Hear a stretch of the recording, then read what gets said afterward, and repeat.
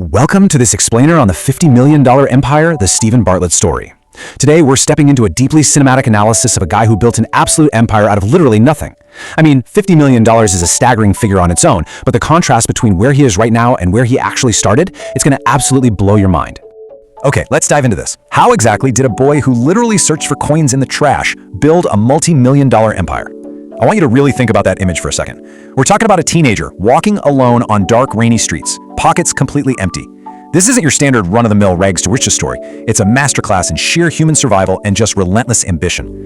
When you're out there scavenging just to figure out how you're going to eat that night, building an empire doesn't just sound like a dream. It sounds like a literal impossibility. But as you'll see, that absolute raw desperation was the exact fuel he needed. So Steven was born in Botswana, but he was raised in severe poverty in England. Imagine the scene for a moment: torn clothes, empty pockets, and those cold, rainy English streets. His childhood wasn't filled with warmth or abundance. It was completely defined by scarcity. We read about humble beginnings in business books all the time, right? But this was on a totally different level. It was a visceral, daily battle against a really harsh environment. The shattered windows of his childhood home weren't just physical realities. They kind of perfectly represented the incredibly fragile state of his early life. To really understand his incredible drive today, we have to look at moments like this: an empty Christmas morning. While the rest of the world was waking up to beautifully wrapped gifts and festive cheer, Steven's reality was just starkly different. His family was struggling financially so deeply that even a tiny glimmer of hope during the holidays was almost impossible to find. When you experience that profound level of deprivation, while watching everyone else celebrate around you, it does something to your psychology. It creates this intense hunger that no ordinary meal can ever satisfy. And this brilliantly illustrates how he felt during his school years.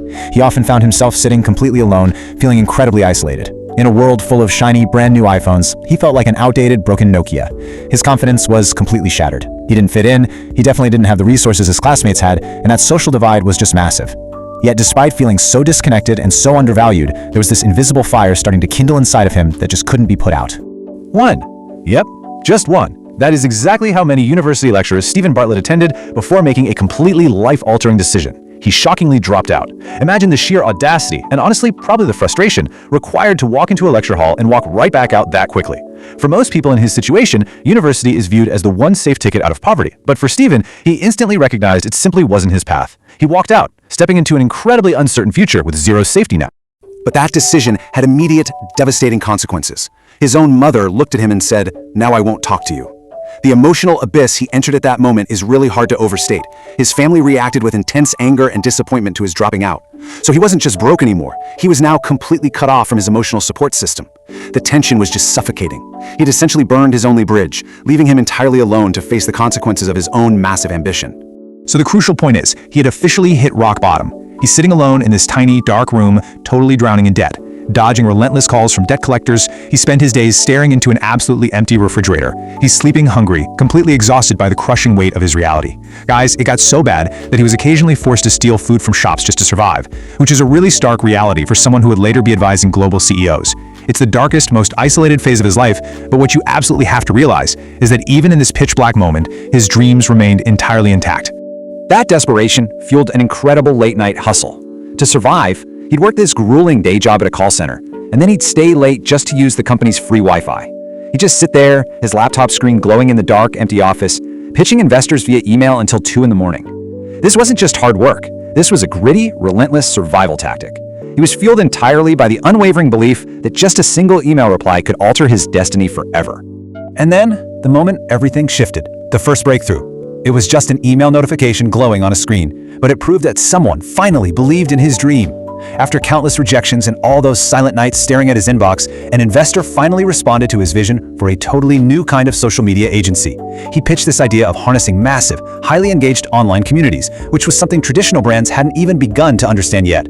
Imagine the exhilarating rush of adrenaline, just jumping up with sheer excitement in that room.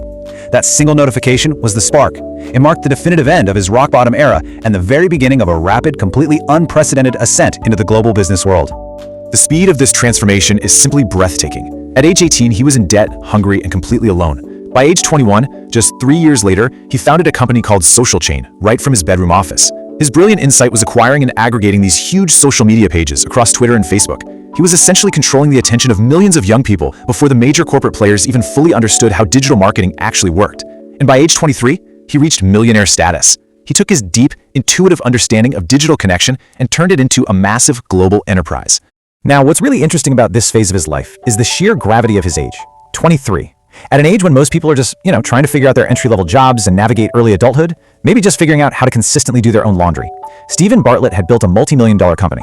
The boy who was literally stealing food to survive just a few years prior was now sitting in luxury offices, commanding high-stakes business meetings, and doing major media interviews. And more importantly, he went from searching the trash for himself to employing thousands of people worldwide. His trajectory went from literally zero, actually scratch that, less than zero if you count the debt collectors, all the way to a $50 million enterprise. This explosive financial growth just perfectly captures his journey. It is the ultimate transition from a poor dropout shivering in a damaged house to a highly successful entrepreneur standing on global stages, looking out over a motivational crowd. He didn't just climb the corporate ladder, he essentially built a rocket ship out of desperation and rode it straight into the stratosphere. Which brings us to the core message of his legacy. Your biggest weakness can become your biggest strength. This isn't just some nice, fluffy motivational quote. It's the absolute blueprint of his life. His poverty, his intense feeling of being an outsider, his raw desperation, these were massive, crippling weaknesses, but they forged an unstoppable, bulletproof work ethic. That whole Nokia and an iPhone world feeling? It taught him how to observe, how to hustle, and how to connect people digitally. He literally took that childhood trauma, weaponized it, and turned it directly into a multi-million-dollar triumph. So, I want to leave you with this. If a poor dropout, a kid with torn clothes, empty pockets, and a mother who wouldn't even speak to him can build a $50 million empire from a tiny freezing bedroom, why can't your next step change your life? We all have our own version of hitting rock bottom, but Steven's story proves that the massive distance between zero and an empire is bridged by relentless belief and sheer hustle. Think about what your next email or your next late-night effort could actually achieve. Thank you so much for joining me for this explainer. I really hope this sparks something incredible for you today. Keep building, and I'll see you next time. Steven Bartlett is the face of the ultimate modern success story. He is a college dropout who built a multi-million-dollar marketing empire and secured a seat as the youngest ever investor on the BBC's Dragon's Den. His financial reach is immense. One of his Dragon's Den investments, an energy drink company called Perfect Head, recently reached a $200 million valuation. He even declined a $100 million offer for his own platform, choosing instead to scale it with his own team. That platform is the Diary of a CEO podcast. It has become one of the most powerful business media platforms in the world, reaching millions of listeners around the globe every week. But this narrative of flawless success recently hit a legal obstacle.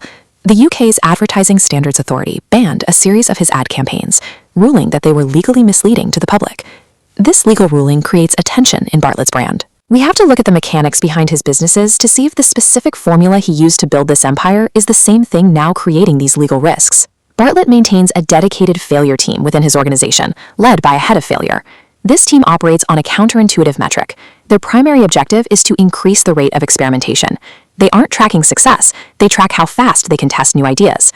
It prioritizes results over ego, being less romantic about being right and more romantic about winning. This high-volume testing applies to every part of his media production. For nearly a year, his team relentlessly tested AI-generated podcast episodes against human-hosted ones. This diagram shows the result of that optimization. Through continuous A/B testing, the team eventually reached a point where the audience retention graphs for the AI episodes were indistinguishable from the human shows. This data-driven approach treats content creation as a series of variables. In this system, even perceived human connection is something to be ruthlessly hacked for maximum retention. This strategy of aggressive experimentation eventually extended to his external business partnerships, specifically his work with the nutrition brands Huel and Zoe. In a banned advertisement for Huel, Bartlett stated, "This is Huel's best product." He adopted the tone of an independent reviewer giving an objective recommendation. The Advertising Standards Authority investigated the campaign for omitting material information. In advertising law, material information is anything a consumer needs to know to make an informed choice. The investigation revealed that the ads failed to disclose a major conflict of interest. Bartlett is actually an investor in both Huel and Zoe, giving him a direct financial stake in their success. This created a clash between the audience's perception and the financial reality. Listeners trust his podcast persona for its authenticity, but the ads were a financially motivated corporate endorsement disguised as a personal tip.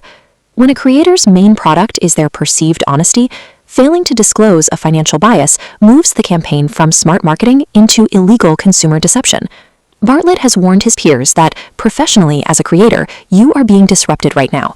Disrupt yourself or someone else will. Bartlett's trajectory defines the influencer investor model. In this setup, the creator operates as a self-contained corporation, utilizing their personal platform to directly increase the valuation of their own investment portfolio. But this model relies on a dangerous assumption that personal trust can be treated as just another data point to be optimized in an experiment. Bartlett's empire shows the results of rapid experimentation, but it also demonstrates the friction that occurs when hidden incentives overlap with a public persona.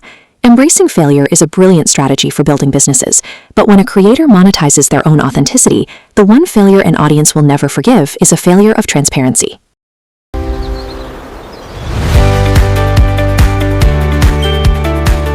Don't forget to like, share, and subscribe for more videos.